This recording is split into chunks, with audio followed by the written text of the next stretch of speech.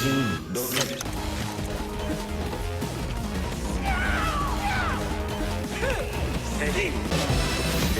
Great fight. Kanto.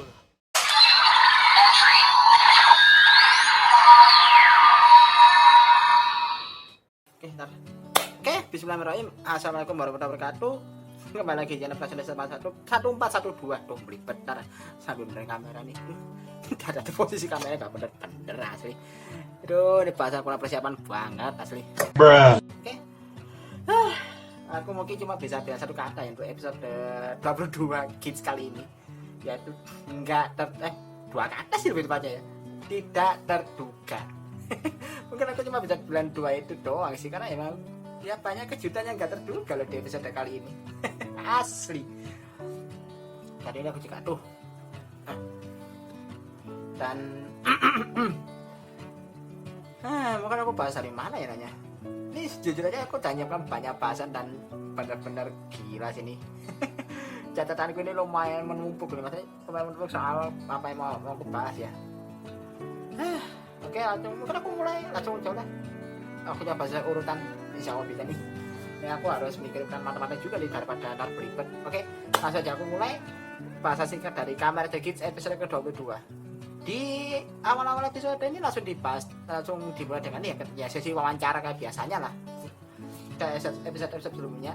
Dan kali ini yang diwawancara ya kira-kira adalah si Kewa, perihal terungkapnya kalau ternyata si Said bukan Desastar. Dan si Kewa ngomong kalau makin kesini perjalanannya makin sulit, karena ya gimana, meskipun Said sudah dieliminasi ternyata dia bukan Desastarnya. Udah dua kali loh orang yang tereliminasi ternyata bukan Desastarnya. Ya tahu sendiri kan sekarang Desastarnya siapa, yaitu si Neon. Jadi makin kesini kayak gimana ya, kayak makin kesini tuh yang di persaingannya tuh jadi makin sulit bisa dibilang, karena ya kalau ini seperti aku bilang di bahasan kemarin ya, ini Neon tinggal selangkah lagi kalau misalnya dia berhasil, dia rencananya mulus, dia bakal jadi Desasin loh rule-nya. Kalau misalnya tersisa 2 orang yang bertahan hingga final, di mana satu orang ini adalah Desastarnya, ya udah Desastarnya ini otomatis menang, dia bakal jadi Desasin. Nah di sini kan pesannya ada 3 kan, yaitu si Ace, Kewa, dan juga si Neon, di mana si Neon adalah Desastarnya. Kalau salah satu dari antara Neon lagi, kalau salah satu di antara di antara Kewa dan juga Ace ini tersingkir, udah Neon bakal bertahan sampai terakhir kan otomatis di final. Nah udah kalau tersisa ini, di mana yang pertama adalah Neon, yang kedua adalah orang antara Ace ataupun Kewa, ya udah Neon otomatis jadi Desasin. Jadi ya bisa dibilang di sini gimana ya, Neon ini sedikit lagi menang, tapi juga di saat bersama dia juga bisa aja tersingkir kalau misalnya dia gak hati-hati. Apalagi di sini dia juga dapat kayak tugas khusus Desastar kan, dimana dia harus yang kartu yang ada logo bintang di belakangnya itu loh, dimana dia itu tugasnya itu adalah dia harus mengganggu para peserta lain apapun caranya. Di sini ya sorry ya, ini kalau ini cuma pendapatku pribadi sih, dan juga pengalaman kayak nonton acara-acara serupa ya, kayak dulu zaman-zaman apa ya, kayak itu zaman-zamannya acara, misalnya tahu acara Penghuni Terakhir di Antv. Nah misalnya kayak ada kata temennya bakal lo dibenci kan. Nah yang aku rasain kurang lebih kayak gitu. Jadi jujur aja kali ini aku agak kurang suka sama caranya Neon. Kayak ini sama karakternya Neon di sini menurutku aku kurang suka sama karakternya. Dan ini ada hubungan dengan posisinya dia sebagai Desastar dan juga tugas khusus Desastar tadi. Dan ya singkat cerita juga ini aku loncat dulu ya, di mana di mana saya dipanggil ke hall utama, dan si Kirami menegaskan lagi perihal peraturan soal Desastar ini. Misalnya ya perihal penentuan Desastar ini kayak gimana, misalnya Desastar tersingkir ya udah berarti ya 2 peserta ini bakal bersaing jadi Desasin. Kalau misalnya Desastarnya bertahan sampai akhir ya udah dia otomatis menang. Jadi kayak gitu. Dan oh ya ada satu lagi, dimana di sini adalah kesempatan terakhirnya Neon untuk bisa menang dan jadi Desasin. Karena apa? Kalau misalnya dia di sini gagal dan dia ketahuan sebagai Desastar, maka keinginannya desarnya dia nggak akan pernah terwujud selamanya. Keinginannya Neon kan kalau nggak salah dia menginginkan cinta sejati kan. Jadi kalau misalnya dia itu kalah di sini, entah kalah tereliminasi atau mungkin dia ketahuan kalau dia disaster, udah desanya nggak akan terwujud. Jadi sekalipun dia ikut DGP lagi misalnya, ikut dapat kesempatan ikut DGP lagi, ya udah dia nggak bakal punya dia nggak akan bisa menuliskan desar yang sama. Jadi ini kayak bener-bener kayak konsekuensinya tuh berat banget loh. Jadi Neon ini juga di sisi lain, tapi mungkin ini juga gimana ya agak kasihan juga sih Neon, karena memang posisi dia juga kayak benar-benar di ujung tanduk banget lah, bisa dibilang sedikit lagi menang, tapi dia juga sedikit lagi bisa aja tersingkir kalau nggak hati-hati.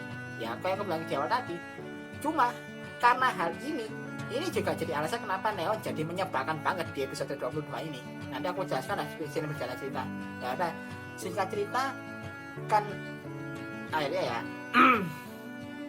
mereka ya ada momen yang lucu sih, dimana setelah kumpul di hall utama itu nggak ada Jamato yang muncul. Mereka otomatis nganggur kan si Ace, Kewa sama Neon otomatis nganggur karena memang nggak ada Jamato yang muncul. si Jiramiya kasihan kayak kayak apa namanya, kayak dia terkapar lemas gitu karena ya gak ada Jamato yang muncul sama sekali gitu. Dan ternyata alasan kenapa Jamato ini nggak muncul sama sekali di episode kali ini, ternyata itu adalah ulahnya si Daichi. Nah, ini aku sambil lihat catatan ya, sorry.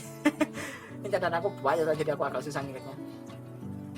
Jadi ini juga jadi hal yang menarik sih. Jadi bisa dibilang kubu Jamato kan ini punya strategi yang cukup terstruktur loh, karena semenjak kehadirannya Daichi di kubunya mereka. Ya kalau yang kita tahu kan kalau Daichi itu adalah karakter yang benar-benar mengandalkan otaknya. Nah itu yang jadi sisi positifnya, di mana si Daichi ini akhirnya benar-benar memanfaatkan kepintarannya dia untuk menyusun strategi agar rencana kubu Jamato ini bisa benar-benar tercapai tanpa kendala. Di mana di sini ternyata mereka ngincar Game Master. Ya nggak tahu, aku juga pas nonton pertama kali ini Game Master diincar kenapa emang? Tapi nanti terjawab kok kenapa kok Game Master diincar. Dan kenapa kok mereka nggak muncul ke Jamato, ya karena ini ada tujuannya biar memancing Game Masternya keluar. Dan bener di sini Kirami karena udah kepalang bingung ini kok gak ada Jamato yang keluar, ya udah dia inisiatif buat game sendiri. Yang berarti di sini otomatis Kirami turun langsung ke lapangan. Nah ini yang diincar sama si pihak Jamato. Tapi aku lanjut dulu ke game berikutnya, yaitu game apa ya, kalau aku bilang sih ini gak ada bernama kayak, kalau istilah Jawa jumpritan sih. Jadi kayak kucing-kucingan malah kayak kejar-kejaran, di mana permainannya adalah nangkap si Kirami jadi kayak kejar-kejaran sama Game Master lah. Dan di sini Kirami muncul di lapangan dan berubah menjadi Kamen Rider Glare 2. Ini cukup unik sih asli memang. Dan pada entah kenapa ya, aku lihat pas aku waktu lihat bentuk ridernya di preview itu aku mikir, wah ini ridernya keren sih. Memang gak jauh beda dengan Glare kan, Glare-nya Chihiro. Cuma kayak ada efek-efek glitch atau game semacamnya gitu, kayak efek kotak-kotak gitu, kayak kotak-kotak error gitu. Tapi itu jadi hal uniknya sih. Dan kayak warna merahnya kan, kombinasi warnanya nggak jauh beda sama Glare kan, Glare yang pertama. Tapi Glare 2 ini kayak warna merahnya sedikit lebih terang. Tapi justru ini yang bikin kamera dari Glare 2 ini jadi lumayan unik menurutku, kan lumayan keren ya. Memang kayak ya mau bilang repaint lah apalah ya, memang repaint, tapi menurutku terkonsep gitu loh, dan menurutku bagus desainnya. Tapi yang bikin aku rada-rada ilfeel bisa dibilang ya, yaitu usernya itu loh. Ya tahu sendiri kan Kirami kan karakter bisa dibilang rada narsis kan dari segi tindakannya, dan kocaknya itu dia bener-bener kayak apa istilahnya, kalau orang biasanya punya sih tulang lunak ya, agak gemulai gitu dia. Kocak kan, jadi desain ridernya sangar tapi usernya gemulai. Aduh astaga, aku pasti kan rekaman reactionnya kan, tapi aku mungkin belum upload atau mungkin gak aku upload, jadi ya mohon maaf kalau misalnya aku upload. Tapi di reaction itu aku nantawa sih bener. Ini kok usernya kok ini kok cek gemulai tenang diomongin. Asli kocak bener. Dan di game ini juga ternyata kejar-kejarannya gak cuma sekedar kejar-kejaran biasa. Karena apa? Di sekitar area itu dipasang perangkap, ya kayak perangkap bom atau semacamnya lah. Pokoknya perangkap-perangkapnya bakal menyulitkan para peserta. Ditambah lagi juga si Kamen Rider itu juga mengesamen beberapa GM Rider kan buat bantu dia. Jadi ya tentu jadi kayak tantangan tersendiri lah bagi 3 peserta ini. Dan yang lucu si Kewa sih, kasian banget loh ini Kewa kayak Kewa kayak berkali-kali kena jebakan aja. Jadi jebakannya ada tuh dia kena mulai dari kena ranjau, yang kena ranjau itu lucunya pas kedua kali kena ranjau, yang pertama kan dia kena ledakan sendiri kan, yang kedua dianya mencetak si apa namanya Sumori ikutan mencetak malah gara-gara ledakan. Terus yang kedua dia kepleset kulit pisang, malah keguyang air. Terus yang ketiga kesandung tali terus masuk ke kerangkeng. Dan yang lucunya pas si Kewa udah balik ke wujud manusia, ada satu GM Rider yang muncul terus nyolong-nyolong mukanya si Kewa tuh kalau sano. Tapi yang kalau untuk perangkap terakhir sebenarnya bukan karena Kewa juga sih, itu ada ini campur tangannya si Neon.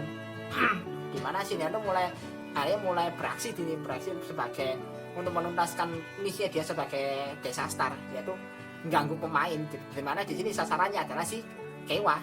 Dia kayak ngarahkan Kewa ke perangkap yang ada di belakang, ya udah dia yang perangkap yang kerangkeng itu loh, ya udah itu bukan karena kecerobohannya Kewa, tapi memang dia diarahkan sama si Neo, cuma si Kewanya kayak nurun aja gitu. Dan jadi ya udah game pertama berakhir dan para peserta ya singkat cerita gagal nangkap game masternya lah, karena emang waktunya keburu habis kan, cuma sejam waktunya. Dan di sini juga ada percakapan yang cukup penting sih menurutku. Percakapan cukup ya lumayan penting loh di sini, yaitu percakapan 3 karakter utama nih, yaitu si Ace, Kewa sama si Neo di kafe. Ya perihal bahas soal game kali ini gitu. Dimana di sini kayak ya si Ace itu kayak sedikit apa kayak gimana, kayak nge-trigger dikit si Neo perihal tindakannya dia yang kayak mencurigakan di sini. Jadi jangan-jangan kamu disasternya. Si Neo-nya malah kayak gak terima, kayak ngamuk gak gak terima, kayak ngambek gitu misalnya pengamuk ya. Kayak ngambek terus malah balik nuduh si Ace, dan bahkan bukan cuma nuduh si Ace tapi dia juga kayak biasanya main kubu-kubuan lah kalau bisa dibilang, yaitu dengan cara nyoba mempengaruhi si Kewa. Ya gimana ya, Kewa kan karakternya kayak polos, naif, dan juga kayak orang yang seperti mudah banget dipengaruhi gitu. Jadi makanya si Kewa ini kayak jadi kayak nyoba dihasut lah sama aku akhirnya nemu katanya dari. Jadi aku pas ngetik bahasanya bingung kamu nyebut kalimatnya apa, dihasut. Dia nyoba dihasut sama si Neon biar si Kewa itu percaya kan, biar si Kewa percaya kalau si Ace itu adalah disaster. Dan juga disinggung lagi nih perihal si Kewa yang berkali-kali kena tipu sama si Ace, itu yang jadi kayak senjatanya Neon buat makin menjudutkan si Ace dan membuat Kewa itu makin curiga sama si Ace, dan akhirnya setuju sama pemikirannya dia. Ini jujur ya, aku lihat tindakannya si Neon di sini benar-benar menyebalkan sih, asli kayak ini nyambung sih, dia juga nyambung sama ini. Aku agak loncat dikit ya, lanjut ke kemunculan karakter baru yang karakter rambut pirang yang muncul di preview kemarin dulu, yang namanya ini katanya Kyun ya namanya. Namanya agak lucu juga sih kok Kyun. Kenapa Kyun dulu, aku kayaknya aku nyebutnya Kyun dulu ya. Kalau misalnya keliru koreksi aja di kolom komentar. Nah, karena si Kyun ini bilang, dan dia kan kayak dia menggambarkan karakter dia sebagai orang yang kayak bener-bener kenal banget sama si Neon. Bahkan dia juga kayak ngasih wejangan ke si Neon. Jadi perihal apa keegoisannya Neon tuh dia bener-bener ngomong terus sama banget ke Neon. Dan ya sebagai orang yang kayak sebenarnya ketebak dari sifatnya Neon, dia gak terima dia ngomong kayak gitu. Bahkan kayak merasa kalau Kyun ini adalah orang yang sok tahu lah, bisa dibilang dia ngomong sok tahu lah. Dan lu ada satu kalimat yang menurutku bener-bener impactful sih. Dan ini juga akhirnya kalimatnya membawa Neon ke titik terendahnya di episode ini, yaitu apa? Kalau kamu terus-terusan menyakiti orang lain, maka suatu saat nanti hal itu akan berbalik kepadamu. Itu bener-bener gila sih, respect banget loh kata-katanya. Dan hal itu benar kejadian loh di episode ini.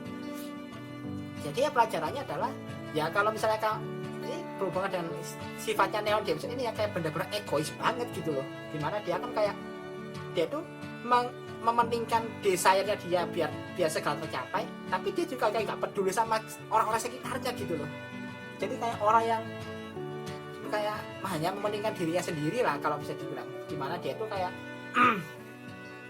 ya udah aku kayak bodoh amat lah orang aku, pokoknya ingin aku terwujud, bodoh amat aku mau lihat KPI apa, masa bodoh aku, yang kayak gitu loh. Dan gimana itu juga membuat katanya jadi lebih menyebalkan lagi loh. Ya bahkan menurutku lebih egois dibandingkan biasanya. Kalau si Neon kan biasanya kan egoisnya ya cuma kayak kabur dari rumah, tapi juga beralasan kan, karena dia memang merasa kalau di rumahnya tuh dia kayak kurang dihargai, bahkan juga gak mendapatkan kasih sayang semestinya dari orang tuanya, terutama dari ibunya.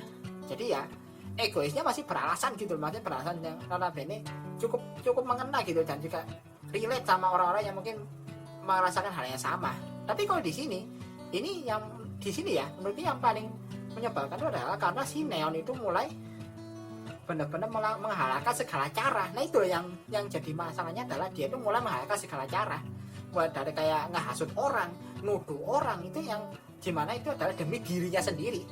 Nah dia nggak peduli orang lain, kayak dia ini nggak peduli orang lain bakal nasibnya kayak gimana, dirugikan atau tidak dari sikapnya dia kayak gitu, dia nggak peduli gitu loh. Nah itu yang benar-benar menyebabkan Neon ini jadi counter ya. Sorry ini kalau buat para penggemarnya Neon nih, menurutku memang, aku juga sempat lihat videonya Agan Reza sebenarnya, dan Agan Reza bilang kalau dia memang nggak suka sama sifat Neon di sini kan, dan aku setuju karena memang itu yang aku rasain, itu yang aku rasain, yang aku merasakan hal yang sama pas aku nonton itu, karena memang Neon ini benar-benar menyebalkan banget loh. Ini juga faktor pengalamanku nonton acara penghuni terakhir dulu di Antv sih, yang kan ada beberapa karakter yang kayak gitu di reality show penghuni terakhir dulu pas zaman-zaman di Antv. Jadi kayak bener kata menyebalkan, kayak jadi sosok yang antagonis banget gitu loh. Tapi antagonisnya bukan antagonis terang-terangan, tapi kayak lebih ke sikapnya yang menyebalkan gitu loh.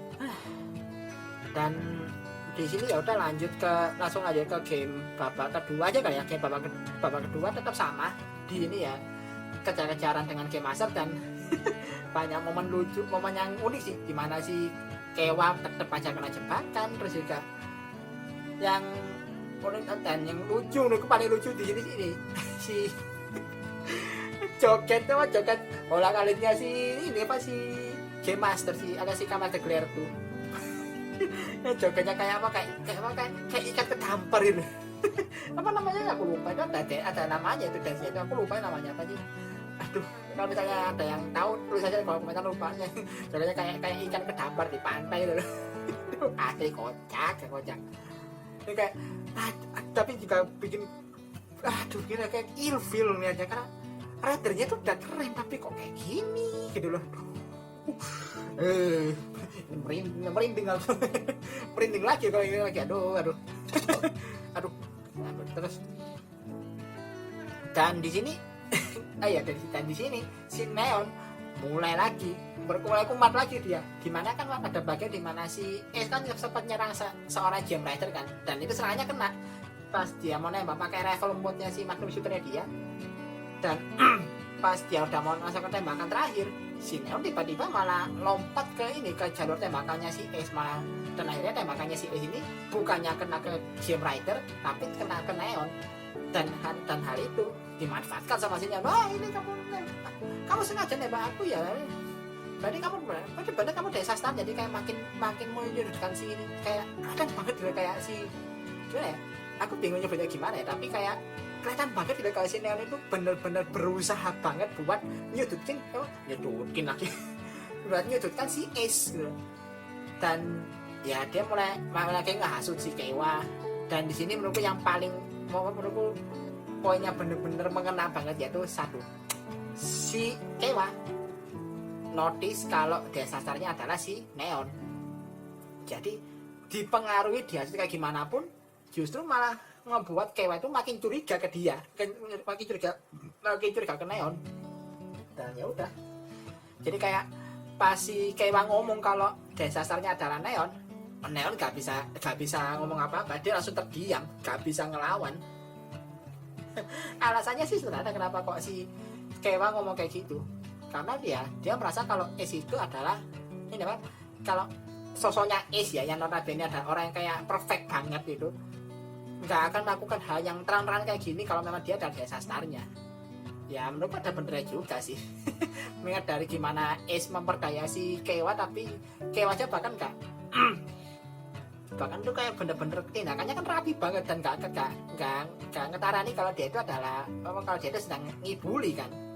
Dan ini menurutku satu hal yang mungkin aku juga bakal berpikiran hal yang sama kalau aku di posisinya Kikewa, yaitu kalau memang ini adalah kayak fase tuduh-tuduhan perihal desa startnya siapa, kenapa Neon nggak curiga ke Kewa? Dia ngomong kayak gitu. Kalau memang kayak gitu, kenapa kamu nggak curiga ke aku juga? Kalau kamu curiga aku, kalau aku ini ada, kalau aku mungkin aja ada desa startnya. Nah itu loh. Kenapa kayak Neon itu cuma curiga ke Ace, tapi kayak dia nggak curiga sama sekali ke Kewa? Kalau misalnya kejadian sebaliknya, misalnya Kewa dan desa startnya, itu fatal loh menurutku. Misalnya loh ya, kalau kejadian kayak gitu, dan itu ada benernya. Jadi blundernya di situ. Nah, blundernya adalah si Neon terlalu fokus buat nuduh si Ace. Dia nggak curigakan Kewa, tapi malah Kewa tuh dihasut buat makin percaya sama dia gitu loh. Jadi kayak gimana ya, kalau mau coba dijabarkan mungkin strateginya kayak gini ya. Si Neon itu tahu kalau si Ace itu adalah peserta yang bisa dibilang overpower dan perfect banget sebagai peserta DGP. Makanya si Neon itu pengen nyingkirkan dia terlebih dahulu, maksudnya biar dia itu kayak gampang untuk menang gitu loh. Dan kalau memang udah kayak gitu, berarti kan otomatis Kewa yang tersisa terakhir, kalau misalnya Ace tersingkir ya, Kewa yang tersisa terakhir udah dia bakal otomatis kalah kan, mau apa yang terjadi. Jadi kayak bisa dibilang kayak sekali tepuk dua lalat lah dibilang. Jadi kayak sekali bertindak dua orang bakal jadi korban. Itu yang mungkin yang diinginkan sama si Neon. Ya ini yang menurutku adalah sisi egoisnya Neon, karena dia itu kayak bener-bener mengorbankan orang lain tanpa peduli demi dia sendiri, tanpa peduli orang itu bakal nasibnya kayak gimana. Nah ini yang dan ini juga yang bisa dibilang kata-kata si Kion yang terbukti langsungnya ini yang perihal yang mulu dia ngomongnya. Ya perihal ini apa, kalau kamu menyakiti orang lain maka hal itu akan berbalik kepadamu. Nah ini beneran kejadian loh, karmanya langsung kejadian di saat itu juga sama si Neon, dimana dia kayak terus-terusan nyudutkan si Ace, terus juga ngasut si Kewa, dimana itu demi biar dia jadi desasin, demi dia sendiri, demi keegoisannya dia, tapi malah hal itu berbalik kan pada yang ke dia sendiri. Ya tapi aku merasa juga bakal kayak gimana berikutnya. Jadi kayak Neon yang udah kayak gini bakal kayak gimana gitu loh. Makanya kan dia bukan apa, kayak kalau si Kion kan bilang kayak ini karena Neon itu adalah dia itu kayak bener-bener ngomong gitu ke Neon karena dia itu peduli sama Neon kan, karena ya Neon itu karakter yang naif dan juga kalau dia kayak gini itu bakal bahaya. Ya bahayanya maksudnya sikapnya dia itu bisa jadi lebih buruk lagi gitu loh. Tapi ya menurutku dimana Neon akhirnya tersudutkan ini menurutku adalah hal yang bagus sih. Bagusnya karena apa ya, mungkin bagi orang yang gak suka sama Neon kayak aku pribadi ya, maksudnya gak suka sama sifatnya Neon di sini, puas aku kayak kapok mau kapan ya kayak gitu kan istilahnya. Tapi ini juga hal yang bagus kan bagi Neon, karena apa, mungkin ini bisa jadi turning point bagi development karakternya dia yang mungkin kayak hanya memikirkan diri sendiri, dia mulai bisa mikir gitu, akhirnya mulai bisa kebuka pemikirannya kalau yang dilakukan sama ini salah, kalau yang selama ini dilakukan itu mungkin ada yang nggak beres gitu, gimana dia kayak egois, gak memikirkan orang lain. Dia mulai kebuka kalau cara itu adalah cara yang salah. Ya mudah-mudahan aja sih ini juga jadi development karakternya bagus bagi Neon. Dan aku salut sih sama si Kewa, dimana di sini Kewa itu benar-benar jadi karakter yang developernya itu benar-benar kerasa loh. Dimana oke, dia memang tetap katanya baik hatinya, iya tetap ada, tapi dia juga di sini dia nggak mudah terpengaruh. Menurutku bagusnya di situ loh, dia jadi ada pengembangan dimana dia udah berkali-kali kena tipu sama si Ace, terus juga dapat wejangan langsung sama dari sponsornya kayak si Kekera. Jadi dia mulai ada pengembangan kalau dia itu mulai makin kesini dia mulai bisa berpikir terbuka dan gak naif banget gitu. Jadi menurutku sih sisi naifnya nggak seberapa kan, ada menurutku udah nggak terlalu naif kayak sebelumnya sih si Kewa. Jadi ada perkembangan dari karakternya dia itu. Dan oke, langsung lanjut lagi ke si Game Master. Game Master pas lagi sembunyi dia tiba-tiba dilabrak sama si kubu Jamato yang di sini ada 3 orang, yaitu si Berova, Daichi, dan juga Michinaga. Dan di sini cukup unik sih, dimana Michinaga lagi. Kalau Michinaga ya tetap barbar seperti biasanya, akan apalagi dia pakai zombie Yamato form kan. Si Daichi mereka unik, dia lawan Game Rider yang pakai monster form, cuma modal entry form menang loh dia. Buset, kuat banget loh Daichi ini minor kecil aja sih, tapi tentang aku paling notice ini Daichi cuma pakai entry form loh, dia langsung bisa mengalahkan Game Rider yang pakai monster form.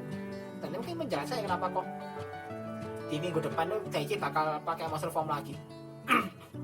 Entah dia dapat dari faktor orang dalam atau mungkin dia ngambil dari Game Rider ini, mungkin ngambil dari Game Ridernya sih, tapi ya dulu ke depannya. Dan di sini ya udah dan muncul kayak semacam device baru yang pegang sama si Berova, yang katanya nih apa namanya laser race racer ya, yang apa device-nya si Berova untuk berubah jadi Kamen Rider. Dan di sini surprisingly si Kamen Rider Glare itu terpojok loh, bahkan sampai kalah telak malah bisa dibilang.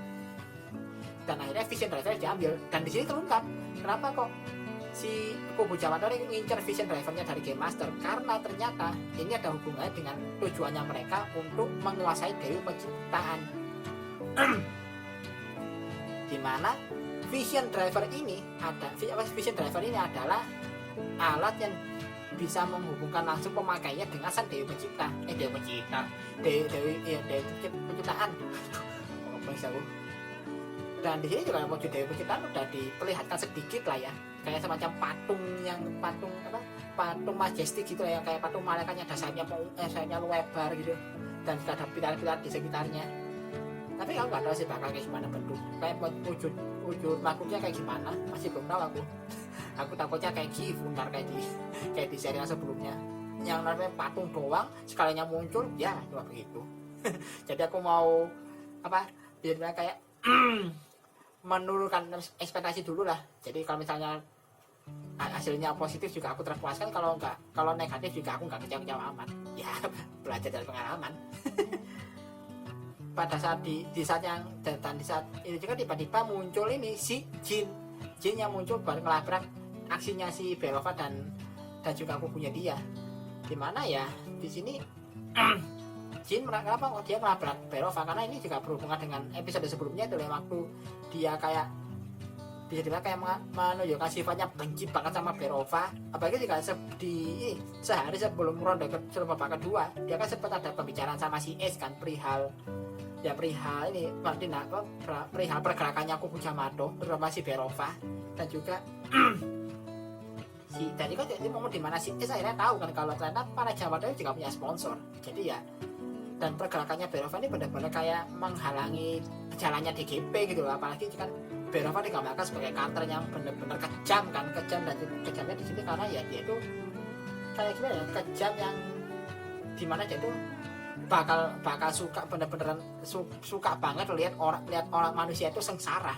Jadi kayak jahat banget tuh. Jadi kayak di episode ini mereka ada 2 karakter yang menyebalkan sih, yaitu si Neon sama Berova. Berova emang dari sananya sih, kalau Neon kan memang di episode ini doang yang benar-benar menyebalkannya itu kelihatan banget. Tapi kalau Berova kan emang dari sananya kan, dia tuh kayak benar-benar suka banget lihat orang sengsara. Jadi kayak kena perkes ini tuh. Kayak saking bener-bener maklin banget jelas sifatnya dia. Dan di sini karena memang tindakannya Berova udah bener-bener mengganggu jalannya DGP, ya udah akhirnya Jin turun tangan dan dia surprisingly berubah jadi Kamen Rider. Dan ini menurutku hal yang bener-bener jadi kejutan besar sih. Gak expect loh, karena di preview sebelumnya mungkin udah di notice bakal ada Kamen Rider baru kan, Kamen Rider Glare versinya Kirami. Tapi nggak ada petunjuk sama sekali kalau si Jin ini bakal jadi Kamen Rider di sini. Jadi benar-benar kejutan sih, dan surprise ini keren loh. Ini wujud bukan gimana ya, pengemasannya itu benar-benar rapi sampai ke eksekusinya. Dan ya udah si Jin berubah pakai alat yang sama kayak si Berova, jadi si laser race racer, dan dia berubah jadi Kamen Rider. Ini aku bingung sih nyebutnya apa, Jin, Zin. Aduh, ini aku agak bingung sih nyebutnya gimana. Tapi aku nyebutnya Zin aja dulu ya, sementara aku nyebutnya Zin. Jadi kalau misalnya keliru, koreksi aja gak apa-apa. Dan ini gimana ya, kalau aku komentari soal bentuknya lumayan, menurutku lumayan keren. Tapi dia daripada dibilang keren ya, menurutku lebih ke arah unik sih. Jadi kayak gimana ya, kalau kata-kata hero kayak gini aku suka banget dengan desain yang asimetris kan. Aku sendiri suka kayak misalnya kayak di apa ya, kayak di Zero kan aku suka sama desainnya Arc Zero. Kalau misalnya di Gundam Build Diver ya aku nyoba Project ke Gundam ya, kayak di seri Gundam Build Diver aku suka Astra No Name yang kayak cuma pakai jubah sebelah doang. Jadi menurutku desainnya jadi unik karena memang desain asimetrisnya itu sesuai dengan selera aku gitu loh. Tapi ya uniknya juga karena bentuknya yang gak biasa ini, kayak benar-benar cocok dengan penggambaran karakternya Jin yang notabene dia itu kan kayak orang yang terindikasi adalah makhluk yang bukan dari bumi. Jadi ya bentuknya itu benar-benar sesuai dengan konsepnya emang. Dan ya udah gitu doang. Dia si Jin berbaca Kamen Rider, tapi sayangnya battle-nya baru minggu depan. Jadi cuma sequence perubahannya aja yang ada di episode 22 ini. Untuk battle-nya baru di episode 23 nanti. Apakah juga di episode 23 ini intensitasnya bakal berjalan ke arah yang berbeda ya, karena DGP dalam bahaya di sini. DGP dalam bahaya, dan juga kubu Yamato akhirnya mulai turun tangan. Dan di sini ada momen ini dimana akhirnya ini si Berova bakal jadi Kamen Rider. Terus juga ada si duel antara si Git dan juga Bava. Kemudian Daichi yang datang dengan para Yamato di belakangnya. Jadi kayak udah kayak leadernya para Yamato nih kalau saya lihat. Dan ini hampir lupa aku. Saat itu ada apa namanya nih? Oh ini yaitu team up-nya antara Jin dan juga Ace. Jadi Kamen Rider Jin dan juga Kamen Rider Git bakal team up di sini. Nah aku penasaran juga sih team up antara sang peserta DGP sama supporternya. Ini menarik sih kalau bisa dibilang.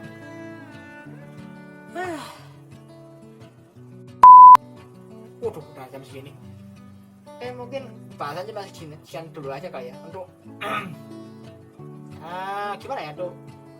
Yang lain-lainnya mungkin bisa, misalnya aku ada yang kurang ya, misalnya ada yang kurang dari bahasanya, ya tambahkan aja di kolom komentar. Tapi kalau misalnya aku ditanya ya soal gimana episode 22 kali ini, ya face-nya biasa aja sih, dibilang meningkat juga enggak, bahkan lebih cenderung jalan di tempat, bahkan ada yang bilang juga agak menurun, bahkan ada yang bilang agak menurun pace-nya. Tapi ya menurutku ya bikin pace-nya lain lagi ya, karena kemunculan Kamen Rider Zin ini loh yang bisa dibilang kayak bikin pace-nya lebih intensitasnya naik lagi. Ya kira udah kurang lebih gitu aja. Ini bahkan kalau aku udah banyak banget loh ini perihal Kirami yang jadi Kamen Rider Claire tuh, terus juga intervensinya para kubu Yamato, lalu Neon yang agak menyebalkan di sini yang jadi bahasan utamaku banget di episode ini. Terus juga ini perihal Jin yang berubah jadi Kamen Rider.